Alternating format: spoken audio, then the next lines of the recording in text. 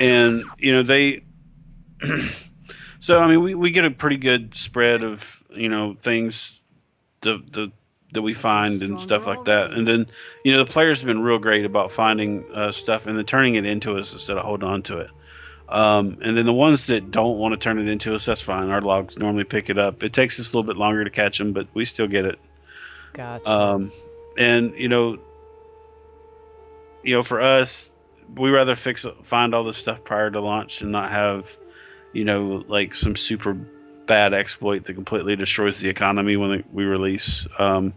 So we've been really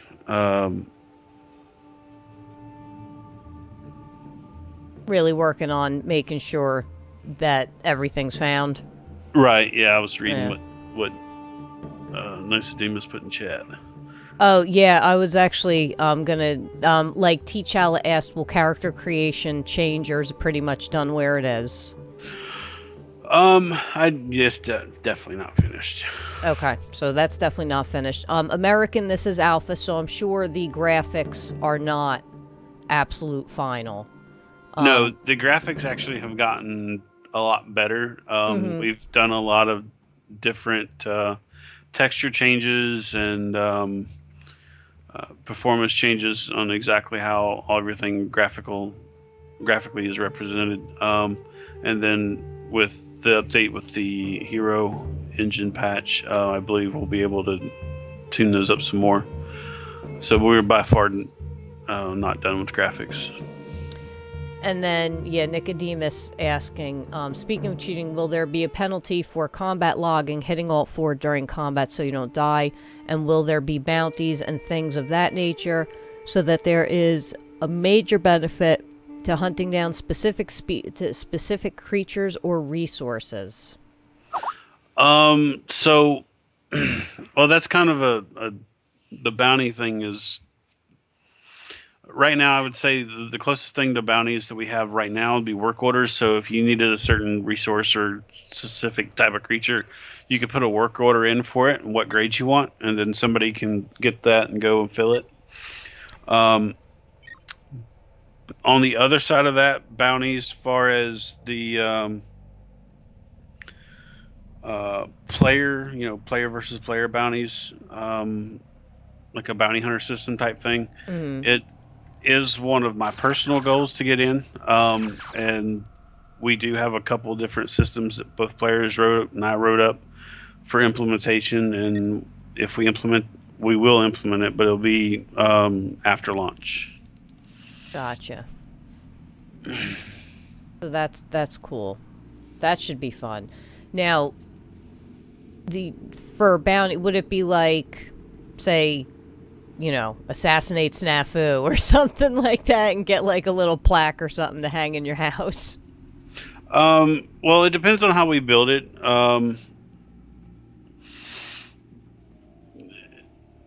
We got like I said, we have a couple different models that we can choose from that players have thrown up, and then a couple that I've built and a couple other people have put together and sent in. So it depends on which way we go. I mean, we can go the traditional credits for blood type thing, um, or we could kind of do of a point system where we can get X amount of points. You can go to a vendor and be able to purchase things that you need. T'Challa, which social media hubs do you guys pay attention to more, Facebook or Twitter? T'Challa, I would say, you're also going to want to, besides social media, definitely check out their forums. Go to Steam, go to their webpage, because their forums are really, really active. And these guys are active on the forums as well. So you can post something on the forums and you'll get a reply, or you'll get something a little more in depth than maybe what Twitter or Facebook can push out. But I always tell people, go to the forums and check out the forums, because there's always a lot going on. They have a really good community. Yeah, the forums. If you go post in the forums, whether it's the Steam discussion board or our forums on repopulation.com, um, you'll if one of us doesn't answer, you'll have one of the devs answering or another person in the community answering. JC and Josh, they make a point to go through the forums every day, Mm. and browse over them and see what's in there and answer any questions and stuff that they see that are unanswered. So um, that's probably the easiest way. And they also take a lot of what you guys say um, uh, to heart as far as when they do, implementations and revamps and that sort of thing. They look at all that stuff, the player input, and and you guys will see that translated in how we make game features. Yeah, I have to agree with Rant. The community's so helpful, like so helpful. Whether you're in game or you're on the forums, it's like everybody's super nice, super helpful. Hi, Snafu, by the way. You know, I can't. There's not been a nasty person or just a jerk person that I've run into yet, and I'm constantly seeing people ask questions, some of the same questions over and over again, and they're right there, and they'll post the same answer, no questions asked, things like that. Nobody gets nasty, so it's really a great group of people.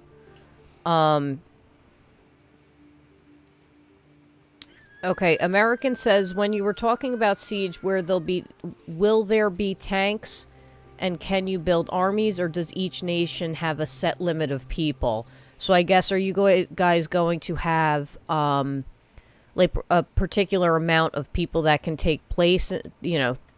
Go ahead and join the event of a siege. Like it'll be like a max 40 person on each side So siege, or there's also support camps that can be dropped from other nations that ally. So, say for instance, you have this one nation that's, in every game there's always that one guild that's like this mega guild, this yeah. complete pain in the butt, and the whole server hates them.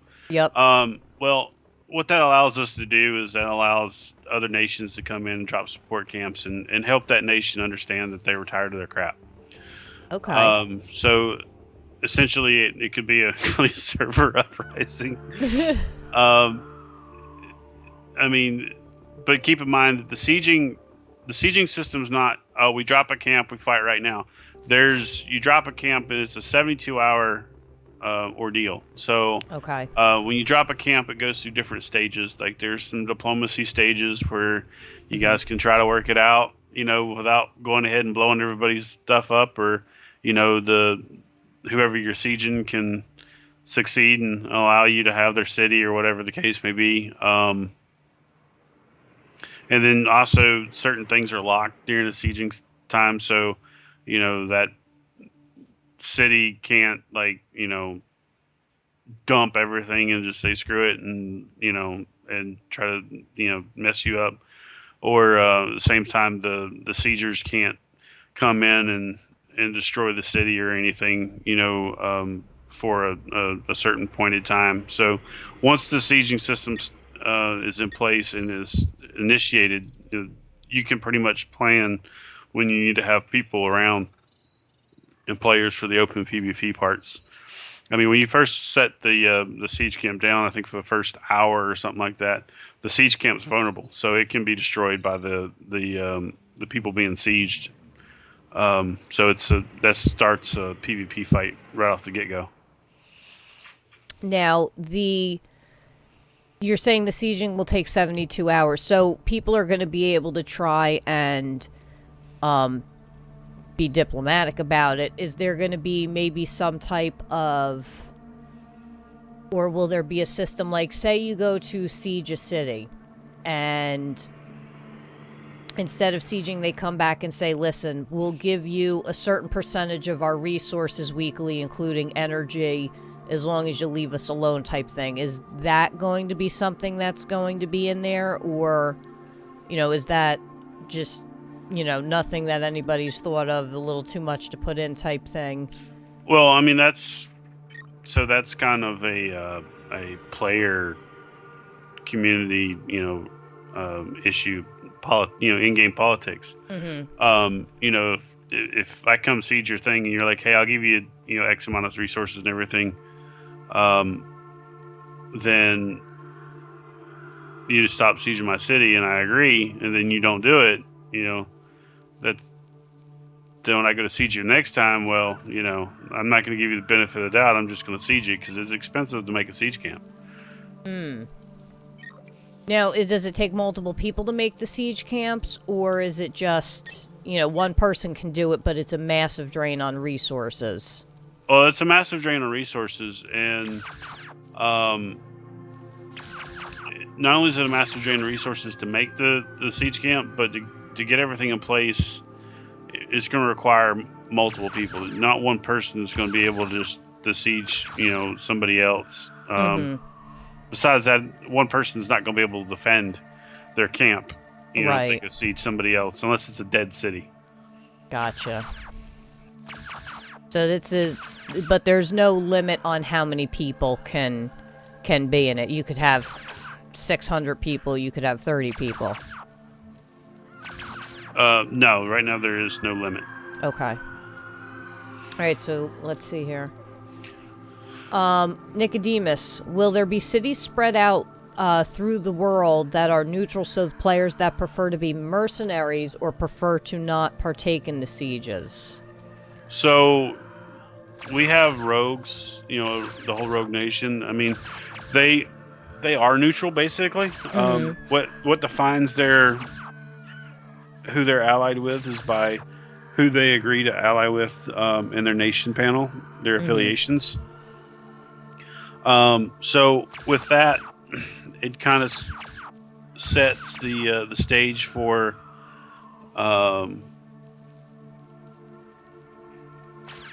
sorry. It sets the stage for completely lost my thought now.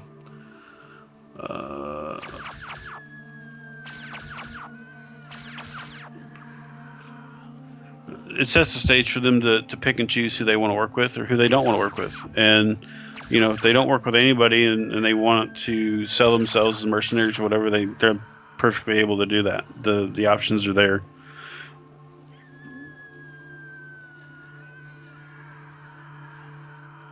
So, yeah, player nations set their own alliances. I remember I was watching chat last night while I was playing, and somebody was calling somebody out because they had left a rogue nation, but that rogue nation in particular had decided to not be allied with someone that he needed to be allied with. So he's like, it's not fun when you walk into town and you're getting attacked.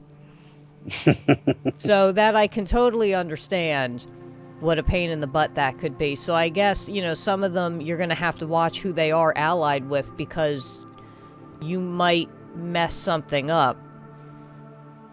Oh, Snafu's going to build a bunch of atomic bombs and be a mercenary? Snafu's going to build a bunch of atomic bombs and be a troll.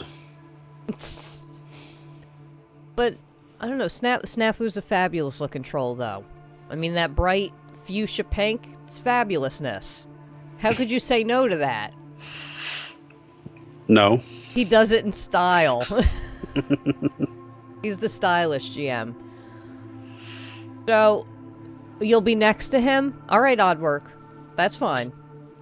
Oddworky is one of our associate creative directors. She works with Coletta, building our systems. I believe we talked last time. Was it Oddworky? Or was it Coletta that I talked to last time? It was probably her. She was, at that time, she was working our content team. Oh, okay. Okay. Oh, yeah. Snafu says Ozu frowns on me killing the testers, sadly. Well, there's the other jobs that Snafu has to do, and if he's busy killing testers, he's not doing everything else I need him to do. Oh, that's true. Laying the smackdown, Snafu. Get to work. So, anything else you want to add? Anything that we haven't touched on that you want to discuss? I mean, there's so much going on in the game, and there's so much to it, and, just the little nuances and things. I know it's hard to pack everything in and remember everything.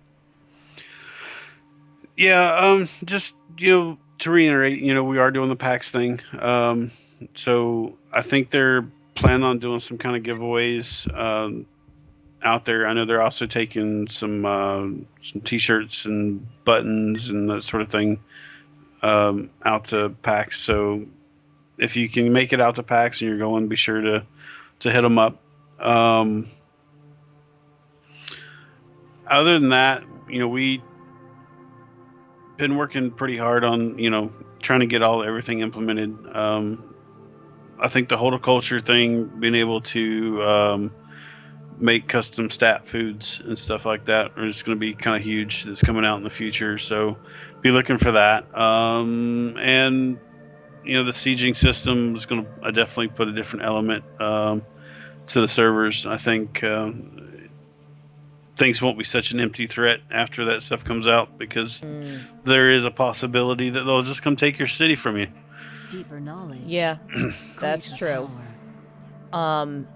I have noticed yesterday there was someone selling stat foods on the auction house and like actively advertising it. So I am starting to see more people manufacturing and things of that nature, which I think is pretty cool. I can't wait to see more of that. Like I like the whole crafting and everything. Speaking of crafting, one thing that did change since the last time we talked is there is no longer the ability to buy things as far as structures off a vendor. Now, everything structure-wise is craftable. Okay. All right. Yeah, I have advanced carpentry on my other character. Haven't really gotten too far into it, but I noticed there's a lot that can be crafted in that. So that's pretty cool that you can't get it off the vendors anymore. So at least that adds to the market. Well, of it it. was always intended to do that. The only reason we did the to be able to buy your city structures and all that stuff off the vendors originally was because we didn't have the all the blueprint stuff put in game. So once we got everything inputted in the game and everything, and we tested the system, we went ahead and switched it over the way it's going to be at release. So now everything structure wise, you can't just go buy a control center. You have to craft one. Everything is craftable now. Gotcha. That's awesome. And again though, I'm a big. What in the world is happening to me? I think someone is dancing, and I'm doing things. Snafu is struck again. Is that really Snafu? What in the world? Ay, ay, ay. Let me see here.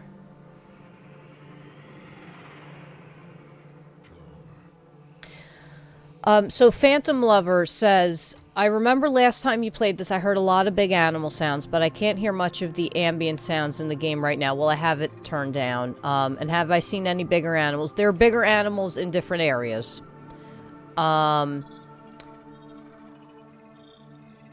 The larger animals, what is going to be available to hunt or tame without an additional purchase? Meaning, like, I guess, like DLC of mounts, or what's available? Has the animals that can be tamed for mounting been finalized, or is there still some room to grow in that?